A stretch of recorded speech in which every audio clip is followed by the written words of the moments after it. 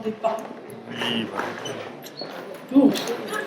Bonjour à tous, monsieur le maire, mesdames, messieurs les élus locaux, chers collègues, chers amis. C'est pour moi un très grand plaisir et surtout un grand honneur de vous parler de ce que j'appelle la nouvelle microbiologie. Comme je vais essayer de vous le montrer, cette discipline n'est plus du tout ce que pratiquait Pasteur, ses disciples et même ses successeurs qui ont longtemps essentiellement cherché à comprendre quel était le micro-organisme responsable de telle ou telle maladie. Ce dont j'aimerais vous convaincre aujourd'hui, c'est que de très grandes découvertes et de nouveaux concepts ont été mis en lumière pendant ces 10 ou 20 dernières années. On peut dire qu'une véritable renaissance, une révolution se produit en microbiologie. Celle-ci va de plus en plus profondément bouleverser vos habitudes alimentaires. Elle va modifier votre vie quotidienne en changeant par exemple votre attitude vis-à-vis de la flore ou de la faune sauvage, y compris vis-à-vis des insectes. Les découvertes récentes vont aussi, je l'espère, permettre de mettre en place de nouveaux moyens de lutte contre les agents pathogènes et combattre non seulement les fléaux des hommes, des animaux et des plantes, mais aussi les vecteurs de ces agents pathogènes. Alors, pourquoi assiste-t-on à une renaissance? En fait, la microbiologie, comme d'autres pans de la biologie, a bénéficié de l'apport d'une série de nouvelles technologies qui ont vu le jour dans les 20 dernières années, technologies performantes qui se sont constamment améliorées et dont le coût, d'abord très élevé, a ensuite rapidement baissé de façon spectaculaire et vraiment inattendue. Nous allons y revenir. De nouveaux champs d'investigation ont vu le jour, donnant naissance à des concepts vraiment nouveaux.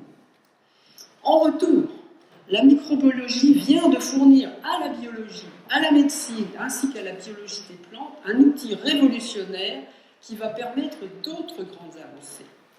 Je partagerai donc mon exposé en une petite introduction, un petit recadrage sur ce qu'on entend par microbiologie, puis je parlerai brièvement de ces nouvelles technologies et je développerai ensuite 3 aspects qui me semblent importants: la révolution de l'ARN et le nouvel outil que je mentionnais et qu'on appelle CRISPR-Cas9, la vie sociale des bactéries en général, et je terminerai avec notre nouveau regard sur la biologie des infections.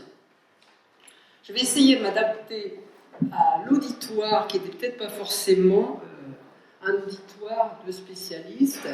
Et donc, comme je vous le disais, je voudrais refaire un tout petit peu un recadrage sur la microbiologie. Qu'est-ce qu'on appelle la microbiologie? La microbiologie, c'est la science qui étudie les organismes invisibles à l'œil nu. Donc, comme les virus, les bactéries, les champignons, les protozoaires, mais que l'on peut observer en utilisant des microscopes optiques ou des microscopes électroniques. C'est-à-dire utiliser des grossissements d'environ 1000 à 2000 fois, ou avec le microscope électronique jusqu'à 10 millions de fois. Donc la microbiologie, bien évidemment, doit beaucoup à Pasteur. Comme vous le savez ici, Pasteur fut un grand homme, un grand savant qui a établi les bases de la microbiologie, mais il ne faut pas oublier qu'il avait eu des prédécesseurs, des précurseurs, comme par exemple Spallanzani. Ce savant, au milieu du XVIIIe siècle, donc un siècle avant Pasteur, fut le premier à cultiver des microbes. Il faisait pousser des micro-organismes dans du jus de viande placé dans une bouteille, bien avant Pasteur. N'oublions pas non plus Antoine van Leeuwenhoek, qui en utilisant un microscope rudimentaire avait vu des micro-organismes, y compris des micro-organismes qui bougeaient. La microbiologie doit bien évidemment aussi au compétiteur de Pasteur, Robert Koch, qui est reconnu d'une part comme celui qui a mis au point les techniques classiques de la bactériologie, comme les milieux gélosés dans des boîtes de pétri que tous les microbiologistes connaissent et utilisent. Koch a surtout fait, bien sûr, la découverte du bacille de Koch, qui est responsable de la tuberculose. On oublie parfois qu'il a aussi découvert le responsable du choléra, Vibrio cholerae. Tous deux avaient des élèves, ici Kitasato, qui revendiqua la découverte de la bactérie responsable de la peste, en même temps que Yersin. Mais il semble que ces cultures étaient contaminées par des pneumocoques. La bactérie de la peste s'appelle maintenant Yersinia pestis. Donc l'identification de l'agent responsable d'une maladie est le point de départ incontournable pour soigner une maladie. Et bien des maladies sont encore mal connues. Il est donc très important de continuer à rechercher les agents responsables des maladies si ceux-ci ne sont pas connus. Mais toutes les maladies ne sont pas reconnues comme des maladies infectieuses, c'est-à-dire dues à un microbe. Et le cas des ulcères à l'estomac, à cet égard, est particulièrement intéressant. En effet, on n'imaginait pas que les ulcères et les cancers de l'estomac étaient dus à une bactérie. Et c'est pour cette raison que Warren et Marshall, en découvrant qu'Helicobacter pylori était responsable de cette maladie, se sont vus décerner le prix Nobel en 2005. En effet, grâce à eux, on soigne maintenant les ulcères avec des antibiotiques. Fini les chirurgies ou les traitements anti-inflammatoires interminables. Plus récemment, ces 3 scientifiques, dont Françoise Barré-Sinoussi ici présente, ont été récompensés pour leur découverte de 2 virus HIV et HPV responsables de maladies graves, le sida et le cancer de l'utérus.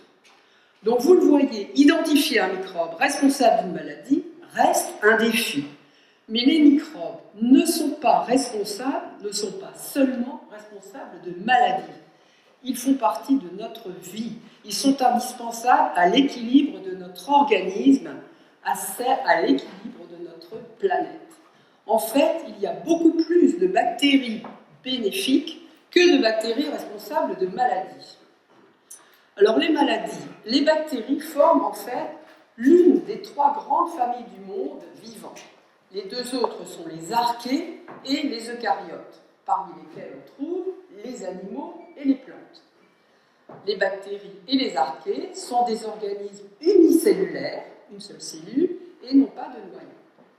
Les bactéries sont extrêmement variées. Il y a des bactéries dans l'environnement, bactéries du sol, qui participent au cycle du carbone, qui poussent par exemple sur des feuilles mortes, sur de la végétation en décomposition. Il y a des bactéries symbiotiques, par exemple Cyanobacterium meliloti, qui poussent sur des racines de plantes en véritable symbiose. Ces bactéries aident les plantes à fixer l'azote et la plante aide les bactéries à se nourrir et à pousser. Il y a des bactéries qu'on qualifiait jusqu'à peu de commensales, c'est-à-dire des bactéries qui ne font aucun mal. On comprend de plus en plus qu'elles sont en fait bénéfiques, comme les bactéries de la flore intestinale, qui non seulement participent à la digestion, mais ont beaucoup d'autres fonctions très positives pour les individus qui les abritent, et on y reviendra. Enfin, il y a les bactéries pathogènes, qui sont responsables de la maladie, et qui, comme je le répète, sont bien moins nombreuses que les autres. Alors venons-en aux techniques qui ont changé la donne. Il s'agit essentiellement de la génomique, c'est-à-dire l'étude des génomes, c'est-à-dire la carte d'identité de chaque organisme vivant. Il y a les différents types de microscopie, et enfin, il y a la bioinformatique qui permet d'analyser les masses de données accumulées, de les stocker et de les comparer. Alors, 2 techniques que je n'ai pas le temps de discuter ont été mises au point par Max-Hamel Gilbert et Fred Sanger à la fin des années 70 pour analyser la structure des génomes. Elles ont révolutionné notre vue du monde bactérien. Le premier génome bactérien qui a été séquencé, qui a été analysé complètement, est celui d'Haemophilus influenzae, qui le fut en 1995, il y a déjà 20 ans. 6 ans plus tard, c'est le génome humain qui a été séquencé, et cette grande aventure avait coûté 300 millions de dollars. Cela avait pris 5 ans et utilisé des centaines d'appareils à séquencer. Depuis, les prix ont dramatiquement chuté. Le temps pour séquencer est devenu ridiculement court et l'on peut faire séquencer son propre génome pour la somme modique de 1 000 €. L'identification par séquençage est devenue un outil incroyablement puissant, car on peut, comme on le verra, séquencer des mélanges de génomes bactériens. On appelle cela faire de la métagénomique. Le deuxième type d'outil qui a vraiment fait progresser la microbiologie, c'est la microscopie. la microscopie électronique, la microscopie par fluorescence, la vidéomicroscopie ou la super résolution. Alors évidemment, la microscopie électronique, c'est la Rolls de la microscopie. Elle permet de visualiser des objets. Par exemple, ici, vous avez des virus qui attaquent une bactérie. Vous avez ici une bactérie qui est en train de rentrer dans une cellule, tout comme ici. Mais ce sont des images qui sont statiques. Ce sont des arrêts sur image. Et en biologie, on aimerait bien voir ce qui bouge, ce qui vit. Donc on utilise de plus en plus des technologies de vidéomicroscopie. Et je vais vous montrer un film de bactéries qui se divisent. Et ce sont des bactéries qui ont été un peu manipulées de façon à avoir des protéines vertes à chaque pôle de bactérie et une protéine rouge à l'endroit où les bactéries se divisent. Et vous allez voir que cette tache rouge se dilue au moment de la division et puis réapparaît à l'endroit où il y a une division. Voilà le film de ces bactéries qui sont en train de se diviser. Donc au pôle, vous avez des taches vertes, et puis à l'endroit où les bactéries, vous avez des taches rouges.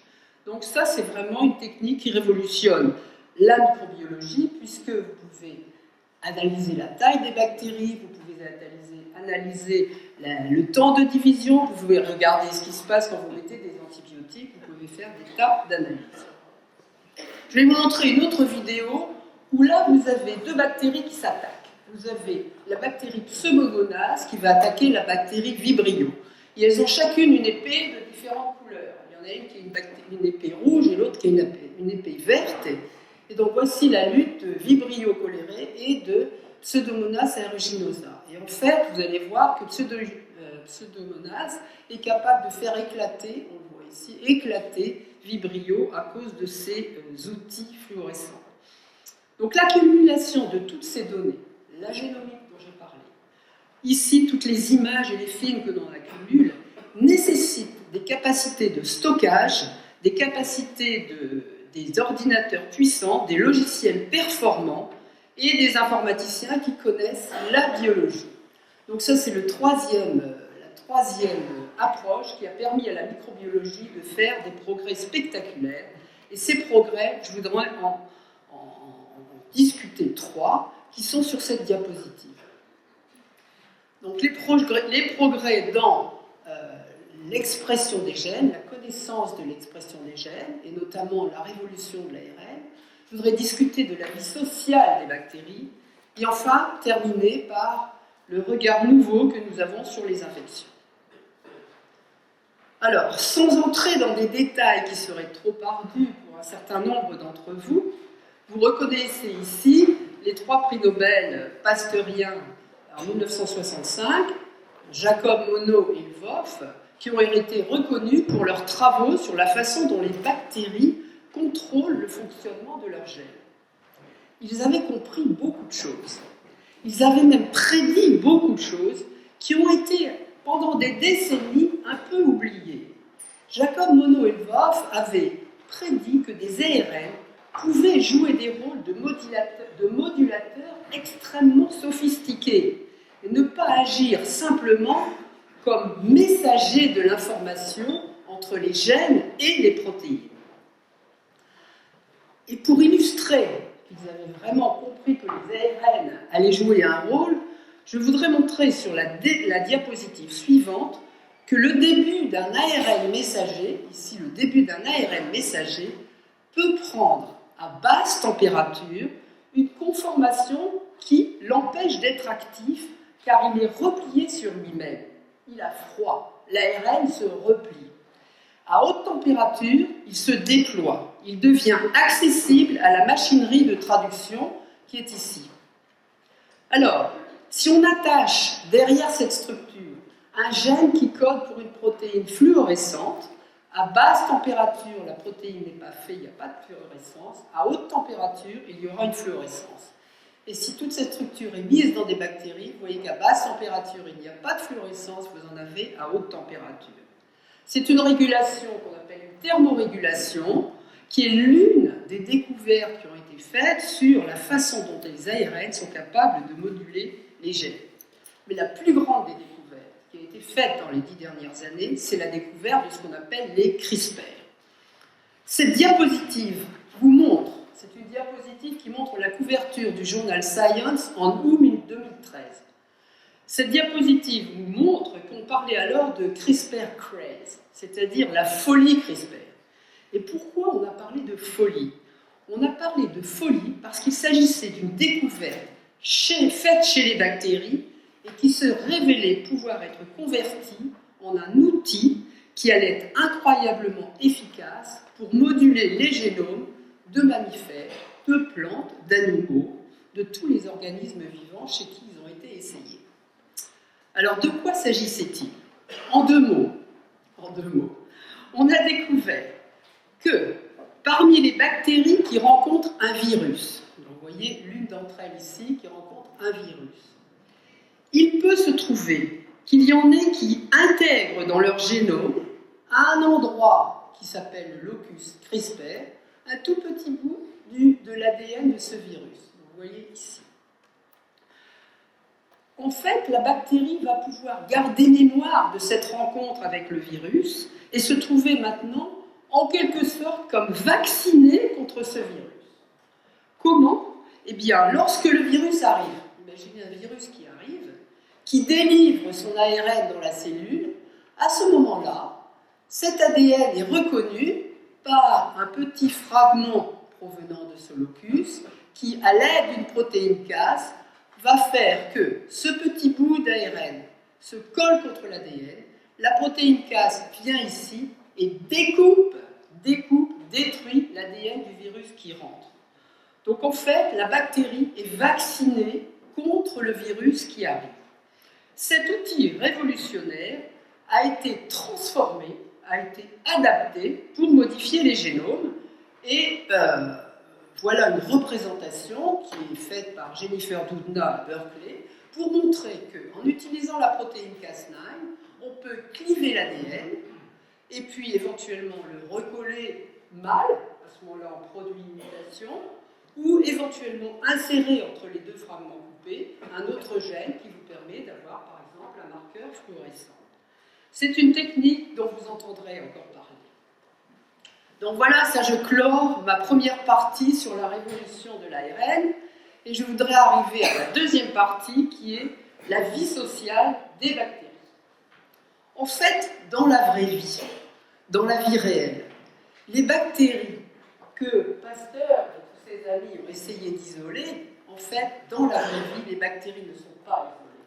Elles ne vivent pas dans des bouteilles comme ça, elles vivent ensemble avec d'autres micro-organismes, ou elles vivent avec d'autres levures, d'autres amis, etc. Et si elles n'ont que des congénères, que des bactéries identiques à elles-mêmes, elles peuvent éventuellement se regrouper, se serrer les unes contre les autres, jusqu'à ce qu'une sorte de coque poreuse se forme autour d'elles, donnant naissance à ce qu'on appelle un biofilm. À l'intérieur de ce biofilm, une petite vie s'installe. Les bactéries se trouvent bien à l'abri de produits tels que des antibiotiques ou des antiseptiques. C'est ce qui se passe, par exemple, sur des dents mal brossées. C'est ce qui se passe à l'intérieur de tuyaux mal lavés. C'est ce qui peut se passer sur des rochers ou éventuellement sur des prothèses, sur des cathéters dans les hôpitaux. Donc, à l'intérieur de ces biofilms, les bactéries vivent.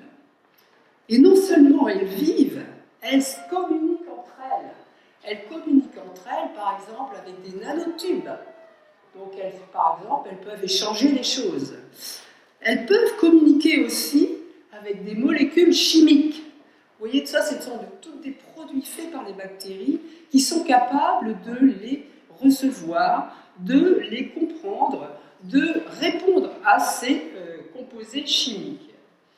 Donc cette communication existe dans les biofilms, elle existe en dehors des biofilms, par exemple dans des liquides, dans les rivières, dans la mer, dans le sang ou dans des endroits plus confinés. Alors vous allez dire, à quoi ça sert? À quoi sert ce langage? Eh bien, il permet aux bactéries de se reconnaître et d'agir en groupe. C'est-à-dire qu'elles vont sentir qu'elles sont soit toutes seules, soit qu'elles sont très nombreuses, puisque la concentration de ce composé composés aura augmenté. Et agir en groupe, ça leur permet de faire des choses qu'elles ne feraient pas autrement. Des bactéries pathogènes qui agissent en groupe peuvent décider d'attaquer et d'être supérieures à la réponse immunitaire de l'autre qui est attaqué. Beaucoup de bactéries pathogènes ne vont exprimer une toxine que si elles sont suffisamment nombreuses. Alors, les bactéries sont vraiment incroyables et elles ne font pas que ce mécanisme n'existe pas uniquement chez les bactéries pathogènes, il existe aussi dans un exemple qui est absolument emblématique, qui est l'exemple de la lumière qui est faite par ce vibrio. Alors, en fait, ce vibrio Fischeri habite chez un calamar. Alors, j'aime beaucoup raconter cette histoire. Ce qu'il faut savoir, c'est que ce calamar chasse la nuit. Il va à la pêche la nuit. Il sort du sable et il va pêcher.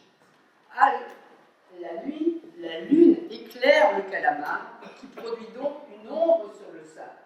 Cette ombre est repérée par des prédateurs. Pour se protéger des prédateurs, le calamar a une sorte de poche à l'intérieur de laquelle il y a ces vibrios qui sont capables, s'ils sont suffisamment nombreux, de produire de la lumière. Si la lumière est produite, le calamar pêche, il produit de la lumière, ce qui fait qu'il n'y a plus d'ombre sur lui et il est protégé des prédateurs. Donc on a ici une sorte de symbiose entre le calamar et le vibrio. Vous allez dire quel est l'avantage pour le vibrio d'être dans ses poches? Eh bien, il reçoit des nutriments de la part du calamar. Alors la beauté de l'histoire, c'est qu'à la fin de la nuit, le calamar rassasié repart dans le sable, mais juste avant de repartir dans le sable, il trace toutes les bactéries qui, elles, vont aller se disperser et trouver d'autres calamars. Donc il y a un rythme circadien, si on peut dire, dans l'histoire du calamar et de ce vibrio. Parlons d'autres symbioses. En fait, notre corps, votre corps, abrite des millions de bactéries. Notre corps est fait de 10 fois plus de bactéries que de cellules de mammifères. Donc nous sommes en fait des super-organismes. Vous êtes des super-organismes faits de différents microbiotes qui varient en quantité, qui varient en qualité, en composition. Il y en a sur la peau, il y en a dans l'intestin, il y en a sur le crâne, sur les cheveux. Ces microbiotes font l'objet de recherches extrêmement intenses pour comprendre leur composition, leur variation, leur diversité, leur variation au cours de l'alimentation, l'effet de certains régimes, l'effet de l'âge, l'effet des antibiotiques. Le microbiote intestinal, qu'on considérait comme important surtout pour la digestion, on le sait maintenant, il est important pour le maintien de l'équilibre intestinal, il fournit toutes sortes de composés, vitamines, hormones qui participent à l'équilibre et à la bonne santé de l'individu qui l'abrite. Alternativement, si le microbiote est altéré, il peut mener à des maladies inflammatoires, à l'obésité. Ce microbiote est très important pour la mise en place du système immunitaire. Il protège contre des pathogènes et en plus, il produit des composés qui sont capables d'aller jusqu'au cerveau. On dit que l'intestin est presque notre deuxième cerveau et on sait qu'il peut y avoir des effets du cerveau sur des effets de l'intestin jusqu'au comportement des gens. Donc, les hommes ont leur microbiote, mais les plantes aussi ont leur microbiote. Et en fait, autour des racines, tout à l'heure j'ai mentionné les rhizobiomes, et en fait autour des racines il y a des milliers de bactéries. Et en fait, les plantes, on le sait, poussent mieux dans certains sols que dans d'autres. C'est en grande partie dû au fait que les bactéries ne sont pas les mêmes dans un sol par rapport à un autre. Bon, je voudrais faire un autre commentaire qui est le suivant. Même si Pasteur et ses disciples savaient faire pousser des bactéries, il ne faut pas oublier que maintenant on sait qu'il y en a beaucoup qu'on n'arrive pas à cultiver. J'ai trouvé le chiffre de 90% des microbes sur la Terre ne sont pas cultivables. Donc qu'est-ce qu'on fait? On essaie de les connaître, on essaie de les caractériser, et pour les caractériser, on les prend tous ensemble et on fait ce qu'on appelle de la métagénomique, et on commence à comprendre leur génome par ce moyen d'accès.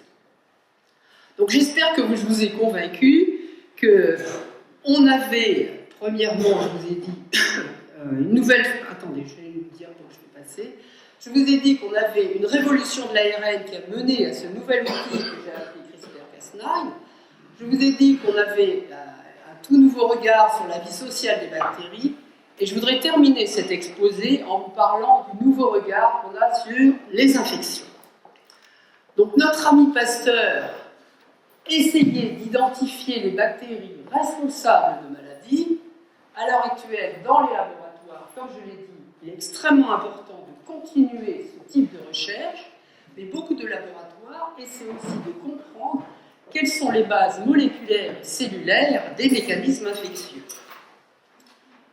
Alors, vous avez ici, par exemple, la bactérie l'infection de la bactérie sur laquelle je travaille, l'infection par Listeria, où on sait maintenant qu'en mangeant des aliments contaminés, les bactéries sont capables de passer de l'intestin au foie à la rate, au cerveau et au placenta. On utilise pour l'analyse des maladies infectieuses, comme je vous l'ai dit précédemment, l'outil microscopie. Et vous avez ici des bactéries qui soit adhèrent sur des cellules, soit des bactéries qui rentrent dans des cellules. Vous avez ici deux types de bactéries qui rentrent dans les cellules, Listeria à nouveau, et vous avez ici Shigella. Et là encore, on va utiliser la vidéomicroscopie pour regarder comment les choses se passent. Et ce que je voudrais vous montrer sur ces deux films, c'est que vous avez deux types de bactéries invasives qui sont capables de rentrer dans les cellules et qui agissent de façon totalement différente. Vous avez donc ici Listeria qui rentre dans des cellules en poussant la membrane, et on est intéressé à comprendre exactement pourquoi cette bactérie peut rentrer dans des cellules, avec quoi elle interagit et quels sont tous les mécanismes qui se permettent à cette bactérie de rentrer. Dans le cas de cette bactérie, Shigella, vous voyez que la bactérie rentre dans la cellule de façon totalement différente.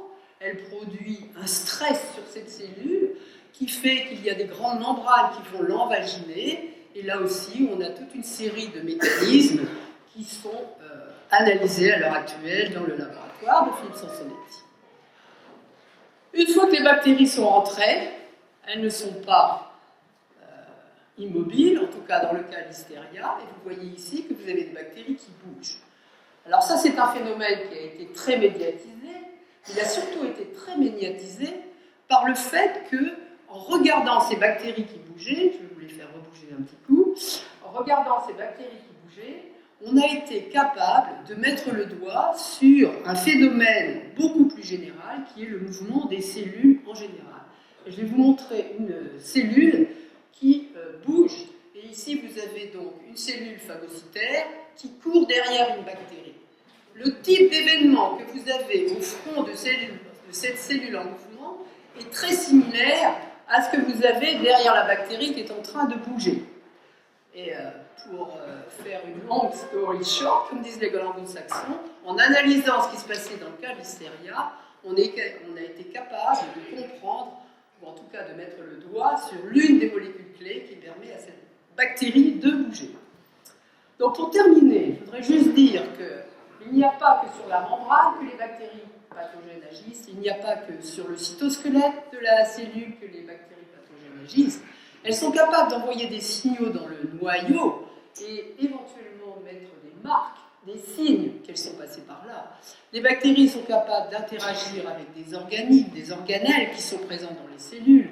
Et on a montré récemment que, en comparant une cellule non infectée et une cellule infectée, les mitochondries sont complètement fragmentées et que cette fragmentation est très importante pour l'infection par Listeria. Donc j'ai essayé dans cet exposé de vous montrer que la microbiologie actuelle n'a plus rien à voir avec ce que Pasteur faisait. On utilise des outils modernes, la génomique, la microscopie, la bioinformatique, pour analyser non seulement les bactéries pathogènes, mais aussi toutes les bactéries commensales, toutes les bactéries de notre planète. Je vous ai parlé de nouveaux concepts. Le concept de l'ARN, qui est vraiment une molécule versatile, extraordinaire, qui a permis la naissance d'un outil moléculaire CRISPR-Cas9, vous entendrez encore parler. J'ai essayé de vous montrer que les bactéries ont une vie sociale, elles vivent en groupe. Et elles peuvent soit éclairer en groupe, soit attaquer en groupe, soit faire du bien dans votre intestin. Et j'ai terminé par vous montrer qu'on essayait de regarder les maladies infectieuses avec un autre regard, parce que comme vous le savez, il faut qu'on cherche autre chose maintenant, puisque beaucoup de bactéries sont devenues résistantes aux antibiotiques. Je pense que la connaissance profonde des maladies passe par l'identification de mécanismes qu'on va pouvoir arrêter. Donc, quels sont les défis à l'heure actuelle de la microbiologie? C'était un petit peu difficile de conclure, j'ai mis 3 diapositives. C'est clair que le problème de la résistance aux antibiotiques nécessite des efforts à faire dans les années qui viennent. Il est clair aussi que la compréhension de toutes les assemblées bactériennes est vraiment un défi posé à l'heure actuelle aux microbiologistes, d'autant que le phénomène de persistance est un phénomène qui, sans doute, a été peut-être négligé jusqu'ici. Et donc, pour comprendre la persistance, il va falloir faire sans doute beaucoup plus d'analyses au niveau de cellules isolées qu'on a fait jusqu'ici. On étudiait des cultures entières, maintenant il va falloir essayer de comprendre ce qui se passe au niveau d'une seule bactérie. J'en ai fini et je vous remercie.